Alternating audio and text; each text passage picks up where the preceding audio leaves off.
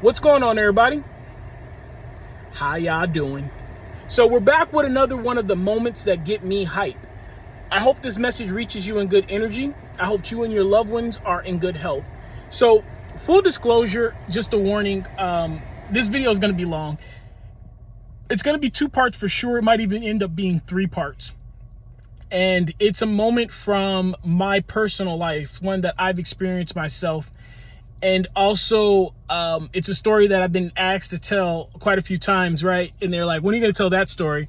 So here it is. Anybody who's close to me, who knows me, has heard this story. Anybody who we share intimate moments with, who we share motivational moments with, who we basically converse on a very personal level has heard this story. And now I'm going to present it to you guys. And I won't mention the name of the place that I was working. I'll let you draw your own conclusions on that. And I won't say the names. I'll change the names to protect the innocent, so to speak. But let's get into it. So I was working at a retail store, and I moved up to department manager at this retail store. And while I was there, the way that I moved up was by showing my hard work, by showing my dedication, by showing my sacrifice, by showing that I was willing to do what other people weren't, that I was willing to sacrifice to get whatever I wanted. Like, you tell me what you need for me to get what it is that I want. I want X amount of dollars. I want X title. I want X prestige. What does it take to get that? And then I'm willing to do it. That's how I moved up. And I moved up quickly. It was within less than a year. I found myself there, and I jumped a lot of ranks. I skipped a lot of positions, and some people were astonished. Some people were amazed. Some people were motivated, and then some people were upset. And the reason was, when this position opened up, they wanted to put someone else in that position. They wanted someone that they feel like they had groomed, someone that they feel like was better suited for their team, so to speak. And the store manager and the managers over the managers decided that that person wasn't going to be a good fit because some things that they had seen personally, and that I was. And that's not to say that I was a better candidate than that person. That just means that I got the opportunity and they didn't. But the people that groomed this person, the people that believed in this person, they did not see it that way. They were upset about it, and they let it show. When I got into position, I got no support. I got absolutely no support in any terms. Even the people that said they wanted me in that position didn't give me support. They basically put me in that position because they felt like they didn't have to give me any support. They didn't have to give me no backup, no resources. They saw, like I was saying before, that I would do whatever it takes to get the job done. So they figured, why give him anything if he's just going to go ahead and figure it out himself? Let him figure it out. So I went about that. I went about getting my job done. I went about getting my task done day to day. I had A, B, C, and D I had to do, and I figured it out. I got it done with the people that was allocated to me, with the resources that were allocated to me. I got it done. There was a new manager that came in like a hurricane, and she was over the back room. And for the sake of this story, we'll call her Sally, okay? So Sally was over the back room, right? And Sally was coming down with a lot of accountability over the people in the back room. All the pallets that were starting to build up back there, the merchandise was building up back there, the processes that weren't being done. Now, mind you, it's not that I wasn't doing my processes in the back room.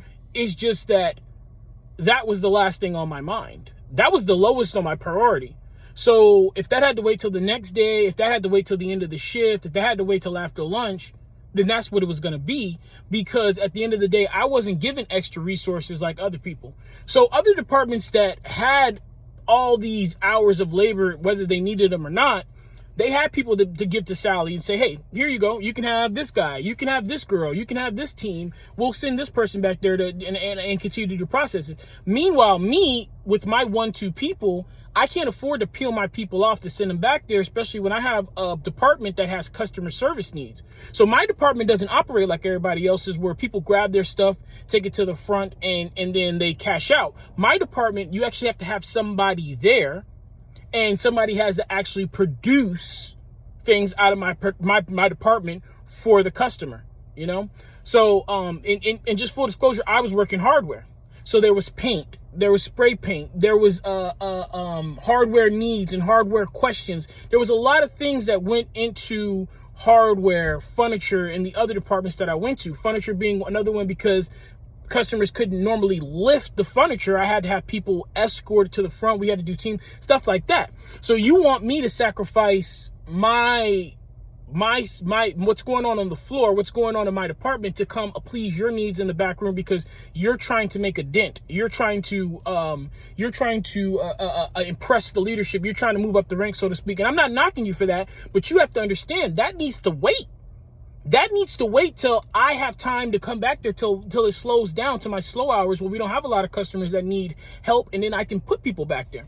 Sally didn't understand this. Sally didn't she didn't know, she didn't show, or she didn't care, right? One way or the other, she wasn't trying to hear it, no matter how much I told her. So I told her and all the other management, since I've been in this position, y'all haven't given me any resources. Y'all haven't given me much training. I have to figure this stuff out on my own. So that will go on the back burner, and I will get it done when I get time to. But I'm not going to sacrifice my dollars, the money that I'm actually making in the department, just to go back there and help you do something that you should already have the people to do. You know, just because the person before you left you in a bad shape, left you in a bad position, you're going to try to make me go down in my department in the momentum that I've gotten. No, you need to go to management and get help. So anyway, push came to shove. Sally does outrank me, right? She is a manager. She is over me. I got called into the office because that particular day, they had cleared the back room. Kudos to them. Everything had been cleared except for my freight. My product was the only one on the floor in the back room. And they purposely left it that way so that they could take a picture and show, look, we're getting everything done, but because this guy, this department manager, doesn't want to help, doesn't want to follow suit, doesn't want to be a team player, we can't get the process 100% clear. The store manager and the co-managers decided that they would give Sally leeway to deal with it however she saw fit. She decided the way she saw fit was to call me into the office and give me an ultimatum. She said, by the end of the day, the processes on that pallet need to be done, or you're getting ridden up. Now, that alone is enough to make anybody upset, right? To be given an ultimatum cold-blooded like that. Just be like, hey, here you go. Either you're going to do it or we're going to hold you accountable. And mind you, this isn't something that's part of my job description.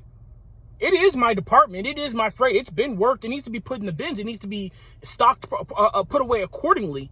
This isn't part of my job. But the store manager, the co-manager, and Sally have all said that we're making it part of your job. We're adding it to your job responsibilities. And you will be held accountable if it's not done by the end of the day. What is a guy to do? Not only did they do that, they pulled other manager in there who had a grievance against me and said that I had not given them the appropriate, the word I'm looking for is appropriate chance, the appropriate notice, that's the word, the appropriate notice of my plan so that they could adjust their plan. Picture that. Picture your immediate supervisor waiting until this moment to say, hey, you've been successful, but because you haven't included me in your success, I don't like your success. That's basically what I was being told. My numbers doubled the first month that I took over, and then increased steadily every month after that. The surveys that I got from customers on the feedback that I would give, the way that I educated myself and educated them and educated everybody in my department, the things that my employees would go out of their way to let the entire organization as a whole